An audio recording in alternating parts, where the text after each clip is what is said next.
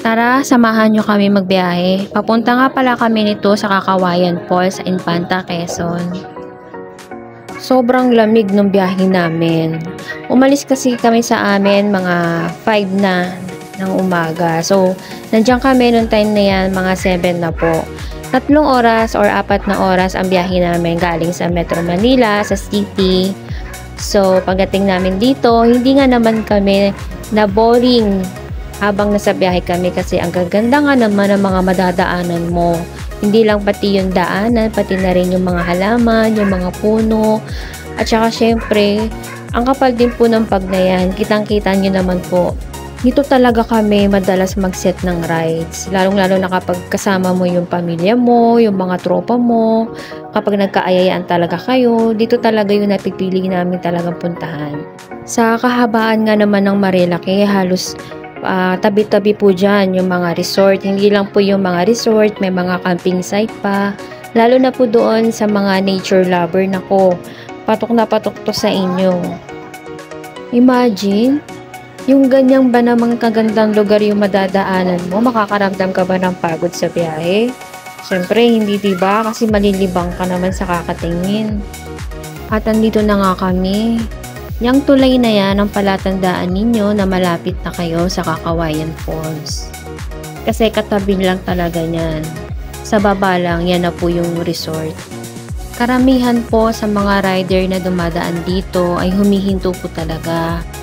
Kasi dyan po talaga yung magandang spot para makapagpa-picture po at makakuha din ng video nila. Ang ganda nga naman talaga ng matatanong mo rito ng mga kalikasan natin, di ba? Siyempre, ingat-ingat din po sa pagtingin sa baba, delikado. And finally, nandito na kami. Tara, samahan niyo po ako. Explore natin yung lugar ng Kakawayan Falls. 50 pesos lang ang entrance po nila dito kapag day tour. Kung gusto niyo naman mag-overnight, 150 naman po. Siya nga pala, galing Bukal yung dumadaloy na tubig dito kaya asahan niyo po na malamig. Hindi lang po yun, ang linaw na din po ng tubig dito.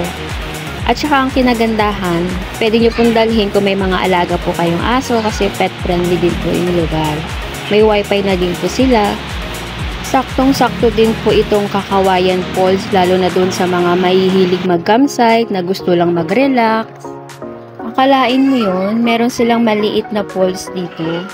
Wala kayong ibang maririnig dito kundi yung daloy ng tubig, huni ng mga ibon. Talaga nga naman, nature na nature talaga. Perfect na perfect talaga ang ambience nila dito. Kaya sa mga nature lover dyan, alam niyo na, isama niyo na to sa inyong mga bucket list. At siya nga pala, magdala pala kayo ng jacket pag pupunta pala kayo dito. Kasi malamig. Minsan lang tayo pumunta sa ganitong kagandang lugar.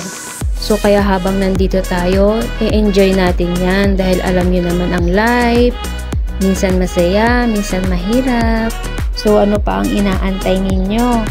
I-set nyo na yan. Kung nagustuhan nyo ang aking video, please hit the subscribe button. Thank you for watching!